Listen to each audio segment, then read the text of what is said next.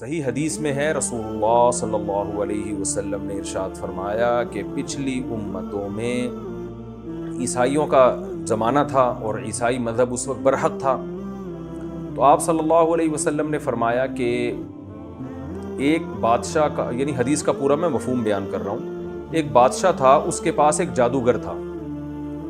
تو یہ بادشاہ لوگوں کو الو بناتے رہتے ہیں، جادو ودو دکھا کے لوگوں کو عقیدت رہے۔ تو وہ جادوگر جب بوڑھا ہو گیا تو اس جادوگر نے بادشاہ سے کہا کہ میں مرنے والا ہوں، تو کوئی ایسا نوجوان ہو جس کو میں یہ جادو سکھا دوں تاکہ وہ تمہارے کام آ سکے، تو کوئی نوجوان ہو تاکہ ذرا لمبی عمر ہو، تمہاری خدمت کر سکے گا۔ تو ایک خاندان تھا، انہوں نے اپنا بیٹا دے دیا کہ بھئی اچھا ہے، یہ جادو سیکھے اور بادشاہ کے پاس رہے گا۔ تو وہ نوجوان جب جادوگر کے پاس جادو سیکھنے کے لیے آتا تھا تو راستے میں ایک راہب کا گھر تھا۔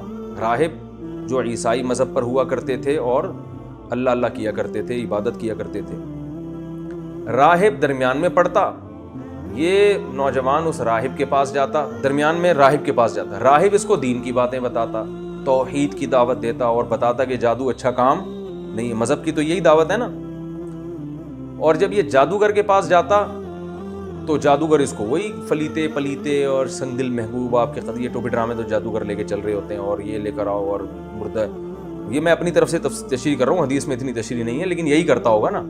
حدیث میں تو بس اتنا ہے کہ جادوگر کے پاس آتا تو راہب کے پاس سے ہوتا ہوا جاتا، اور جاتے ہوئے بھی راہب کے پاس سے، یعنی گھر سے آتے ہوئے بھی راہب کے پاس سے اور واپسی پہ بھی راہب کے، تو راہب کی باتیں زیادہ اس پر اثر کرنے لگیں۔ لیکن وہ جادوگر اس کو یہی فلیتے پلیتے گندی باتیں جو جادوگروں میں ہوتی ہیں اور ہوائی باتیں، تو یہ جو نوجوان تھا نا، اس کو راہب کی باتیں اٹریکٹ کرنے لگی کہ یار اس کی تعلیمات پاکیزہ ہیں، صاف ستھری، خود بھی صاف ستھرا رہتے ہیں، جو مذہبی لوگ ہوتے ہیں نہانا دھونا، جادوگر تو گندے پلی اس میں رہتے ہیں ہر وقت گند میں۔ تو یہ کیا ہوا، یہ مسلمان ہو گیا، یعنی اس وقت عیسائی مذہب اس نے قبول کر لیا جو برحق مذہب تھا۔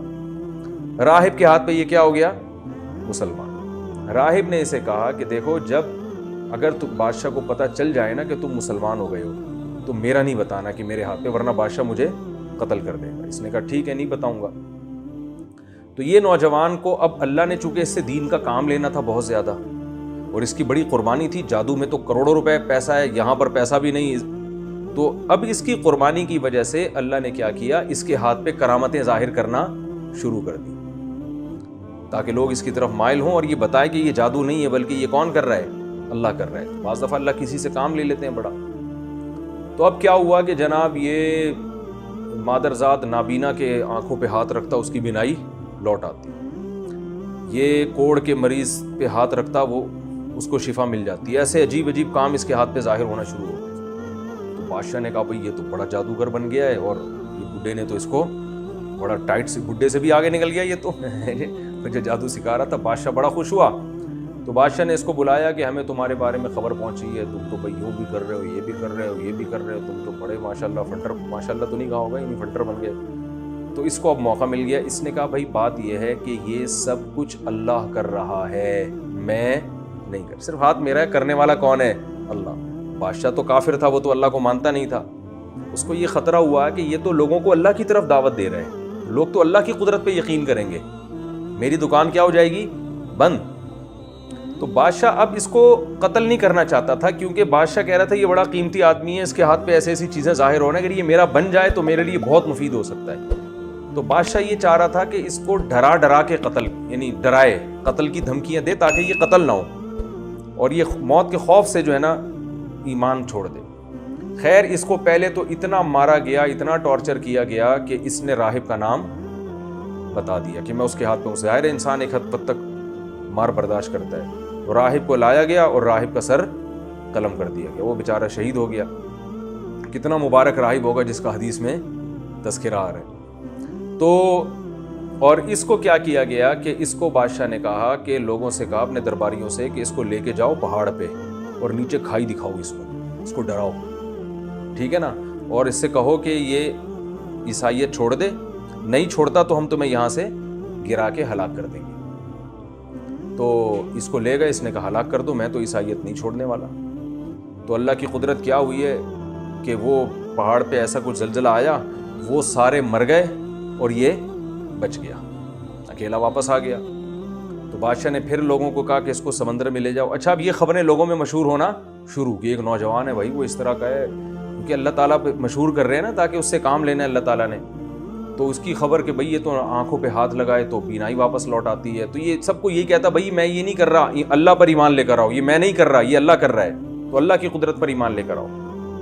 تو اب اس کے یہ واقعہ بھی مشہور ہونے شروع ہو گئے، بھئی پہاڑ سے گرایا نہیں مر رہا، تو اس کو سمندر میں لے کر گئے، بیچ سمندر میں بادشاہ نے کہا اس کو غرق کر دینا اگر یہ ایمان نہ لے کر آئے، تو ڈرایا نہیں، یعنی سوری ایمان نہ چھوڑے، اگر یہ ڈرایا وہی اثر نہیں ہوا اس کے اوپر، تو وہ کشتی الٹ گئی، سارے مر گئے، اس کو اللہ نے بچا لیا، یہ پھر واپس لوٹ آیا۔ کشتی الٹ گئی یا کیا ہوا مجھے پوری تفصیل جتنی حدیث میں ملتی ہے، بس یہ کہ وہ غرق ہو گئی، یہ بچ گیا۔ تو جب یہ واپس آیا تو جب بادشاہ نے ساری کوششیں کر لی کہ بھئی یہ اچھا لوگ آہستہ آہستہ مسلمان ہو رہے ہیں، تو اس نے بادشاہ کو کہا کہ اے بادشاہ اگر تو مجھے قتل کرنا چاہتا ہے تو جو طریقہ میں بتاؤں نا اس طریقے سے قتل کر۔ اب لوگوں میں تو شہرت ہو چکی تھی کہ بادشاہ نے سارے حربے استعمال کر لیے مگر یہ قتل نہیں ہو کے دے رہا۔ اس نے کہا جو طریقہ میں بتاؤں گا اس طریقے سے تو مجھے مارے گا تو میں قتل ہو جاؤں گا۔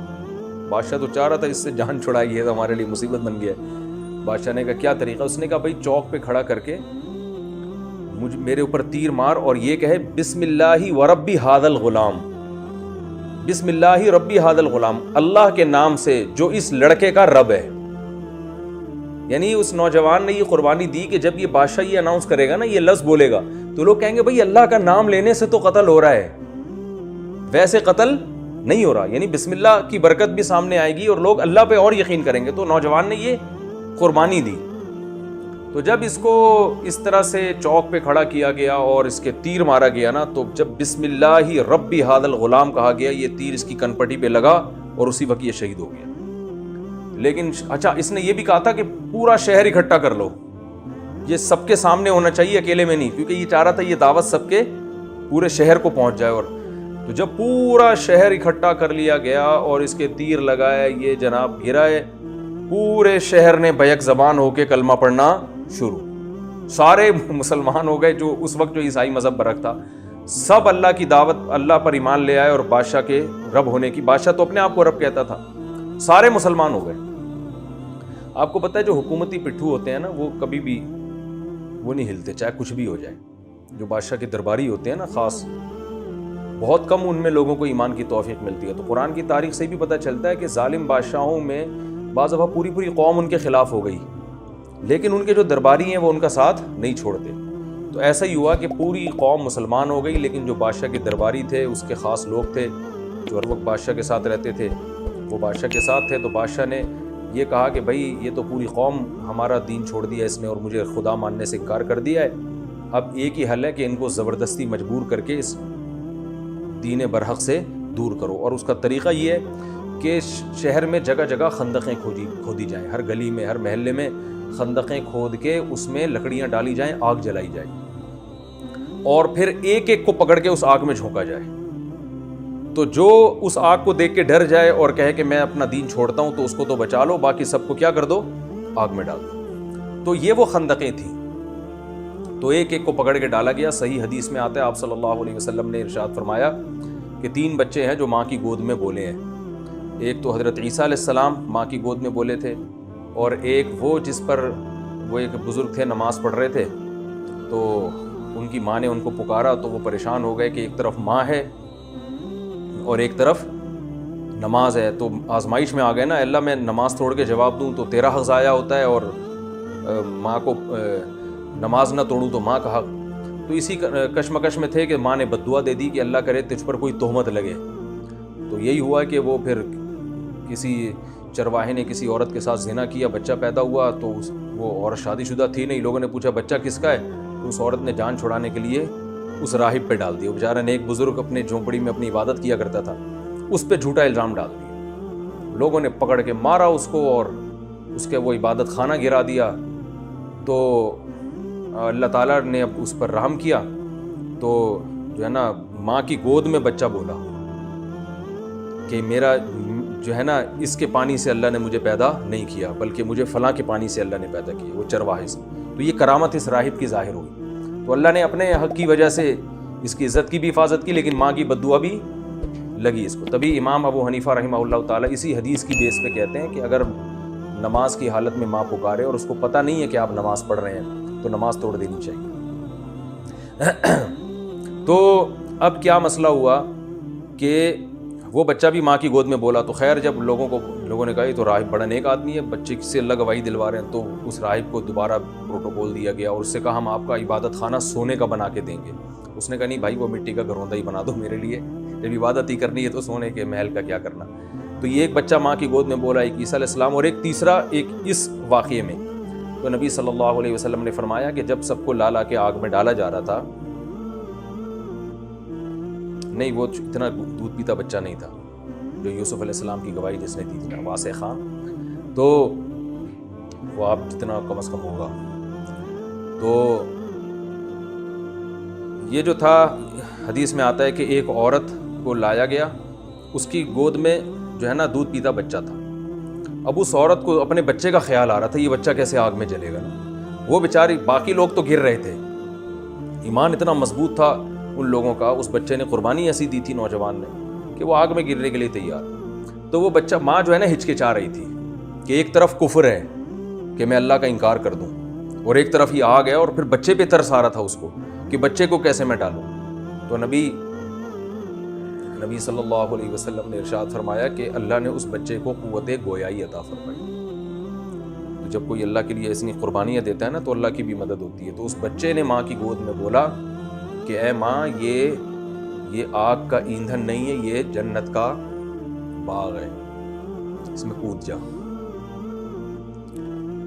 تو نبی صلی اللہ علیہ وسلم, یعنی یہ دیکھنے میں آگ لگ رہی ہے, حقیقت میں یہ آگ نہیں ہے, یہ باغ ہے, اللہ نے جو ہے نا آزمائش کے لیے اس کو رکھا ہے. تو وہ ماں جو ہے نا اپنے سینے سے لگا کے اس میں کود گئی. تو خیر وہ اس بادشاہ نے, کم بخت نے, ان سب کو قتل کر دیا. تو وہ غالب آ گیا بادشاہ, وہ ہلاک ہو گئے. تو اب چونکہ ظاہری لحاظ سے بادشاہ کو کامیابی مل گئی تھی اور وہ ایمان والے سارے قتل ہو گئے, جو کفر میں تھے وہ تو بادشاہ کے ساتھ ہو گئے, تو اب ظاہری لحاظ سے تو وہ کامیاب ہو گئے نا. تو قرآن میں اللہ نے صدیوں بعد ان کا واقعہ نازل فرمایا, اور اللہ نے فرمایا کہ میں اپنے نبی کو یہ اطلاع دے رہا ہوں کہ دیکھنے میں کامیاب بادشاہ ہوا لیکن حقیقت میں کامیاب نہیں ہوا, اس لیے کہ وہ تو باغات میں چلے گئے, اور جو بادشاہ جس نے خندقیں کھدوائی تھی نا, اور اس کے جو فوجی لوگوں کو پکڑ کے خندقوں میں ڈال رہے تھے, وہ اصل میں آگ میں ہیں. تو آگ کے مستحق یہ لوگ ہوئے ہیں, وہ نہیں ہوئے. اسی کا اللہ نے اس صورت میں بیان کیا. اب دوبارہ پڑھ لیتا ہوں. اللہ فرماتے ہیں قسم ہے آسمان کی جو ستاروں والا ہے, یعنی راستوں والا ہے, اور قیامت کے دن کی قسم, اور شاہد اور مشہود کی قسم, ہلاک ہو گئے خندقوں والے جنہوں نے خندقیں کھودی. النار, پھر ان کی برائی کو بیان کیا جا رہا ہے. معمولی خندق نہیں تھی بلکہ آگ والے لوگ تھے, جو ایندھن والی آگ تھی جس میں ایندھن ڈال کے اس کو بھڑکایا گیا تھا. اذ ہم علیہا قعود, اور جب وہ وہاں بڑے آرام سے بیٹھے ہوئے منظر دیکھ رہے تھے. وہم علی ما یفعلون بالمؤمنین شہود, اور ایمان والوں کے ساتھ جو ظلم زیادتی کر رہے تھے اس اپنی آنکھوں سے دیکھ بھی رہے تھے, پھر بھی ان کو ترس نہیں آیا. اور یہ انتقام ان سے صرف اس بیس پہ لے رہے تھے, وما نقموا منہم الا ان یؤمنوا باللہ العزیز الحمید, صرف اس بیس پہ انتقام لے رہے تھے کہ یہ ایک رب پہ ایمان لائے ہیں جو زبردست غالب اور قابل تعریف ہے. اس پر ایمان لانے کی سزا یہ مل رہی ہے کہ ان کو آگ میں ڈالا جا رہا ہے, اور وہ معمولی رب تھوڑی ہے. اس میں اللہ بتا رہے ہیں کہ ہمارے لیے جب کوئی قربانی دے گا تو کیا ہم اس سے غافل ہو جائیں گے؟ الذی لہ ملک السماوات والارض, یہ وہ اللہ ہے جو آسمانوں اور زمین کا بادشاہ ہے اور ہر چیز پر گواہ بھی ہے. وہ بادشاہ اور اس کے درباری سمجھ رہے تھے کہ اللہ کو نہیں پتا, تو اللہ فرماتے ہیں ہم تو سب کچھ دیکھ رہے تھے. پھر اللہ نے فرمایا ان الذین فتنوا المؤمنین, وہ لوگ جنہوں نے مومنین کو فتنے میں ڈالا, آزمائش میں ڈالا, اور مومن عورتوں کو, پھر ان میں سے کسی نے توبہ اگر نہیں کی تو ان کے لیے جہنم کا عذاب ہے اور آگ والا عذاب ہے. تو یہ سمجھ رہے تھے ہم نے ان کو آگ میں ڈالا ہے, مگر حقیقت میں آگ میں کون جلے گا؟ وہ لوگ جلیں گے جنہوں نے ڈالا تھا. اور فرمایا جن کو آگ میں ڈالا تھا ان کا حال کیا ہے؟ ان الذین آمنوا وعملوا الصالحات, جو ایمان لائے اور نیک اعمال اختیار کیے, لہم جنات تجری من تحتها الانہار, ان کے لیے باغات ہیں جن کے نیچے نہریں بہتی ہیں. تو اسباب کی دنیا میں نظر کیا آ رہا ہے, حقیقت کچھ اور ہے. نظر تو آ رہا ہے کہ یہ آگ میں جل رہے ہیں, حقیقت میں یہ کس میں داخل ہو رہے ہیں؟ جنت کے باغات میں. ذالک الفوز الکبیر, یہ بہت بڑی کامیابی ہے۔ اور اللہ نے فرمایا کہ جو لوگ مومنین پر اس طرح ظلم کر رہے تھے تو یہ باخبر ہو جائیں ان بطش ربک لشدید، تیرے رب کی پکڑ بہت سخت ہے۔ بعض دفعہ ظالموں کو اللہ ڈھیل دیتا ہے، جیسے اس بادشاہ نے قتل کر دیا، سب کو مار دیا، کچھ بھی نہیں ہوا اس بادشاہ کو، تو اس کا یہ مطلب نہیں ہے کہ رب پکڑتا نہیں ہے۔ اللہ فرماتے ہیں تیرے رب کی پکڑ بہت شدید ہے۔ انہ ہوا یبدئ و یعید۔ سوال پیدا ہوتا ہے اللہ تو پکڑتا تو ہے نہیں، ظالم تو گھوم رہے ہیں، تو اللہ نے فرمایا جو اللہ پہلی دفعہ پیدا کرتا ہے وہی دوبارہ بھی پیدا کرے گا، وہ قدرت رکھتا ہے۔ تو ابھی ایک حیات ہے، ابھی ایک اور زندگی آنے والی ہے، مر کے ختم تھوڑی ہوگے، دوبارہ حساب و کتاب کے لیے اللہ کے سامنے کھڑے ہوگے۔ وَهُوَ الْغَفُورُ۔ ہاں اللہ تعالیٰ دھمکی دینے کے ساتھ امیدیں بھی دلاتے ہیں کہ اب تک اگر کسی نے ظلم زیادتی کی ہے، ایمان نہیں لایا، نیک اعمال اختیار نہیں کیے، تو وہ مایوس نہ ہو، کیونکہ اللہ کی ایک صفت یہ بھی ہے کہ جہاں وہ انتقام لیتا ہے وہاں وہ غفور اور ودود بھی ہے۔ غفور بہت زیادہ مغفرت کرنے والا، الودود بہت زیادہ محبت کرنے والا۔ تو ایمان والوں کو ایسے کیسے چھوڑ سکتا ہے؟ اور آج بھی اگر کوئی ایمان لے آئے، اسلام قبول کر لے، یا کوئی مسلمان ہے اعمال درست نہیں ہے، توبہ کر کے اعمال درست کر لے، تو اللہ فرماتے ہیں وہ محبت بھی کرنے والا ہے، بے پناہ تم سے محبت کرے گا۔ ہل اتاک ذو العرش المجید، عرش والا ہے، اللہ کا عرش بہت بڑا ہے جس کی حقیقت ہمیں پوری طرح معلوم نہیں ہے۔ المجید بزرگی والا ہے، فعال لما یرید، جس چیز کا ارادہ کر لے اسے کر گزرتا ہے۔ تو اتنے طاقتور بادشاہ سے جو ہے دشمنی لینا یا اس سے اس کی مخالفت کرنا عقل مندی کا کام نہیں ہے۔ فرمایا اگر تمہیں یقین نہیں آتا اللہ کی طاقت کا کہ اللہ جس چیز کا ارادہ کر لے وہ کر گزرتا ہے، تو اللہ فرماتے ہیں حل اتاک حدیث الجنود، لشکر والوں کی خبر پہنچی ہے تمہیں؟ جیسے ہم کسی کو بتا رہے ہوتے ہیں نا بھائی میں بڑا طاقتور ہوں، اگلا مان نہیں رہا تو آپ کہیں جا کے ذرا پوچھو وہ فلاں پہلوان کا کیا حال ہوا تھا، میرے ساتھ رنگ میں اکھاڑے میں آیا تھا، کیسا پٹخا تھا۔ ایسا ہی ہوتا ہے نا، اللہ بھی بتا رہے ہیں یقین نہیں آتا نا کہ میں جو سوچتا ہوں کر گزرتا ہوں، تو تمہیں اگر یقین نہیں آتا تو لشکر والوں کی خبر پہنچی؟ نہیں پہنچی تو ہم بتاتے ہیں فرعون اور سمود یہ ہیں لشکر والے، ان سے پوچھو، ان کی سلطنت کے کھوٹے زمین میں گڑ گئے تھے۔ تو اللہ فرماتے ہیں ہم نے ارادہ کیا وَنُرِيدُ أَن نَمُنَّ، سورہ قصص میں اللہ نے بیان کیا أَن نَمُنَّ عَلَى الَّذِينَ اسْتُضْعِفُوا فِي الْأَرْضِ، بنی اسرائیل جو ظلم کی چکی میں پس رہے تھے، ان کے مرد قتل ہو رہے تھے، آخرت کو سامنے رکھنا چاہیے۔ اس سے جو ہمیں مین سبق ملتا ہے آخرت کو سامنے رکھنا چاہیے۔ وہ اگر صحیح چل رہی ہے تو غموں میں بھی آپ کامیاب، وہ اگر ٹھیک نہیں چل رہی تو خوشیوں میں بھی آپ ناکام ہیں۔ یہ بنیادی اور اس میں ظلم کی بھی جو ہے وہ برائی بیان ہوئی ہے کہ ظالم اترائے نہیں اور مظلوم پہ ظلم کر کے، دیکھو برما میں کیا ظلم ہوا، روہنگیان میں کیسے مسلمانوں کو جلایا گیا، کیسے ان کو مارا گیا۔ تو جو مارنے والے ہیں وہ دندناتے پھر رہے ہیں، تو بھائی دنیا کی پکڑ سے بچ سکتے ہو، آخرت میں نہیں بچو گے۔ اللہ نے آخرت رکھی ہے اور آخرت میں اللہ تعالیٰ حساب و کتاب لے گا۔ ایک سبق اہم ترین ہمیں یہ بھی ملتا ہے کہ اللہ نے اس صورت میں فرمایا جو مومنین اور مومنات کو، دیکھیں ان الذین فتنوا المؤمنین والمؤمنات، جو مومنین اور مومنات کو آزمائشوں میں ڈالتے ہیں ان کے لیے جہنم کا عذاب ہے۔ دیکھیں کسی بھی انسان پہ ظلم کریں گے تو سزا ملے گی، کافر پہ بھی ظلم کریں گے تو سزا ملے گی۔ اسلام میں اگر کوئی کافر آپ کی ریاست میں رہتا ہے تو آپ اگر اس کا مال ضبط کرتے ہیں تو بھی آپ پر جرمانہ ہے، آپ اسے تھپڑ مارتے ہیں تو بھی آپ کے لیے سزا ہے، حتیٰ کہ اس کی غیبت بھی جائز نہیں ہے۔ تو لیکن اللہ نے یہاں مومنین اور مومنات کو ہائی لائٹ اس لیے کیا کہ اگر کوئی ایمان والا ہے نا، نیک عمل کر رہا ہے، تو اسے ستانے میں گناہ زیادہ ہے۔ ایک عام آدمی کو ستائیں گے گناہ ملے گا، نیک آدمی کو ستائیں گے زیادہ گناہ ملے گا۔ علماء صلحاء کو ستائیں گے اور زیادہ، جو بزرگ، جتنا اللہ کے ہاں جس کا مقام ہے اس کو ستانے میں گناہ بھی اتنا ہی زیادہ اور اس کا ادب بھی اتنا ہی زیادہ۔ دیکھو سب سے بڑا مقام پیغمبر کا ہوتا ہے نا، کیونکہ اللہ کا سب سے زیادہ قرب کس کا ہوتا ہے؟ پیغمبر کو۔ تو قرآن نے کیا کہا؟ لا تجعلوا دعاء الرسول كدعاء بعضكم بعضا، اور لا ترفعوا اصواتكم فوق صوت النبی، اے ایمان والو نبی کی آواز سے آواز اونچی نہ کرو، تمہارے عمل ضائع ہو سکتے ہیں۔ تو وجہ کیا ہے کہ اللہ کے سب سے مقرب کون ہے؟ نبی صلی اللہ علیہ وسلم۔ تو جتنا جس کا اللہ سے قرب ہوگا اتنا ہی اس کا مقام اور مرتبہ اور اس کا احترام اور اس کو تکلیف سے بچانا ضروری ہوگا۔ تو اس کا بڑا خیال کرنا چاہیے، گھروں میں بھی خیال کرنا چاہیے۔ کسی خاتون کے میاں اگر نیک ہیں، نمازی پرہیزگار ہیں، تو ان کو چاہیے کہ بولیں بھائی عام میاؤں کی نسبت اس میاں کا احترام مجھ پر زیادہ واجب ہے، کیونکہ میرے میاں کی داڑھی بھی ہے، نماز بھی پڑھتے ہیں، تلاوت بھی کرتے ہیں، اور جب میری بہنیں آتی ہیں تو ٹکٹکی باندھ کے ان کو دیکھتے بھی نہیں ہیں, نظر کی کیا کرتے ہیں بھائی, سالیوں کو تو دیکھ رہے ہوتے ہیں نا آج کل لوگ ٹکٹکی باندھ کے, تو میرے میاں بہت نیک ہیں. تو ایسی عورت پر اپنے میاں کا احترام دوسری عورتوں پر جتنا احترام واجب ہے اپنے میاں کا, تو ایسی عورت پر احترام زیادہ واجب ہے. یہ ستائے گی اپنے میاں کو, گناہ زیادہ ہوگا. اسی طرح آپ کو بیگم مل گئی نمازی, پرہیزگار اور پردے والی, تو اگر آپ اس کی حق تلفی کریں گے, تو ایک آدمی کی بیوی بے دین ہے, وہ اس کی حق تلفی کرتا ہے تو وہ گناہ گار ہوگا, لیکن نیک بیوی کی حق تلفی کریں گے تو گناہ دوسروں سے زیادہ, کیونکہ اللہ کیا کہہ رہا ہے, ایمان والے جو نیک اعمال کرتے ہیں نا, ان کو ستانے کا گناہ یہ زیادہ ہے. اس کو اللہ نے الگ سے ہائی لائٹ کیا ہے. اسی طرح اولاد میں بھی کوئی نیک ہے تو اس پہ ظلم کرنا, ماں باپ اگر نیک, ماں باپ تو کافر بھی ہوں تو قرآن نے کہا کہ ان سے اچھا سلوک کرنا پڑے گا, لیکن اگر ماں باپ مسلمان ہیں تو پھر برا سلوک کرتے ہو تو اور زیادہ گناہ, اور اگر نیک ہیں تو پھر برے سلوک کا اور بھی زیادہ گناہ. تو جتنا حدیث میں اس کو یوں بیان کیا, بخاری کی حدیث ہے, من عادی لی ولیا فقد آذنتہ بالحرب, جس نے میرے کسی ولی سے دشمنی کی تو میرا اس کے خلاف اعلان جنگ.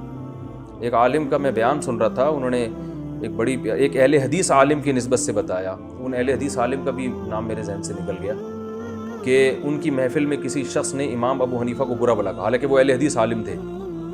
امام حنیفہ کو برا بھلا کہا تو ان اہل حدیث عالم نے کہا کہ اس شخص کے بارے میں نا, جو ان کے بیان میں بیٹھتا تھا, کہا کہ مجھے اس بات کا پورا خطرہ موجود ہے کہ اس مرنے سے پہلے یہ ایمان سے پھر جائے گا, ایمان پر اس کو موت نصیب نہیں ہوگی. تو جن عالم کا میں نے بیان سنا نا, سرگودا کے بڑے مشہور عالم ہیں, انہوں نے بتایا کہ وہ کیا ہوا کہ جی یہ واقعی ایسا ہوا کہ وہ بندہ بعد میں قادیانی ہو گیا اور قادیانیت پر اس کی موت واقع ہوئی. تو لوگوں نے ان سے پوچھا کہ حضرت آپ نے پہلے سے کیسے پیش گوئی کر دی تھی کہ اس آدمی کی موت ایمان پر نہیں ہوگی, آپ کو پہلے سے کیسے پتہ چل گیا؟ تو انہوں نے کہا کہ اس نے امام ابو حنیفہ کو برا بھلا کہا ہے, اور نبی صلی اللہ علیہ وسلم نے ارشاد فرمایا کہ جس نے میرے کسی ولی سے دشمنی کی تو اس کا میرے خلاف کیا ہے, اعلان جنگ. تو جب کسی کا کسی کے خلاف اعلان جنگ ہوتا ہے نا, تو جنگ میں دشمن کی کوشش ہوتی ہے دشمن سے سب سے قیمتی چیز چھینے. تو اللہ جب کسی سے دشمنی کر لیتا ہے تو پھر اللہ کی دشمنی کا مطلب ہے اللہ آپ سے آپ کی سب سے قیمتی چیز چھینے گا, اور سب سے قیمتی چیز کیا ہے, ایمان ہے. تو اس لیے جو بزرگوں کو برا بھلا کہتے ہیں, صحابہ کو برا بھلا کہتے ہیں, تو ان کو ڈرنا چاہیے کہ ان کی موت ایمان پر واقع نہیں ہوگی, اللہ ان سے ایمان چھین لے گا. تو اس لیے اہل اللہ, مشائخ, بزرگان دین, جو بھی اللہ والے لوگ ہیں, جتنے حضرت شیخ عبد القادر گیلانی رحمۃ اللہ علیہ, بعض لوگ تو غلو کر کے ان کو اللہ کے برابر بنا دیا, اور بعض کیا کرتے ہیں وہ توہین میں غلو کرتے ہیں, کیڑے نکال رہے ہیں بزرگوں کی کتابوں سے, اور جو ہے نا ان کو برا بھلا کہنے کے لیے لب و لہجہ غیر شائستہ ہوتا ہے. تو ان چیزوں سے بہت خطرے کی بات ہے, بہت ڈرنا چاہیے, اس سے ایمان سلب ہونے کا خطرہ, کیونکہ اللہ نے بتایا کہ ایمان والوں کو ستانا, یہ بھی تو ستانا ہے نا, کہ ایک دنیا سے چلے گئے آپ ان کی برائیاں کر رہے ہو, ان کی غیبتیں کر رہے ہو, ان کے جو ہے نا غلط سلط تعویلات کر کے ان کو کوئی کافر قرار دے رہے ہو, کسی کو گمراہ قرار دے رہے ہو. تو میں نے دیکھا ہے ایسے لوگوں کے چہرے کے نور کو اللہ چھین لیتے ہیں. اس لیے اس کا بہت اس سے خطرہ ہے, اس سے ڈرنا چاہیے.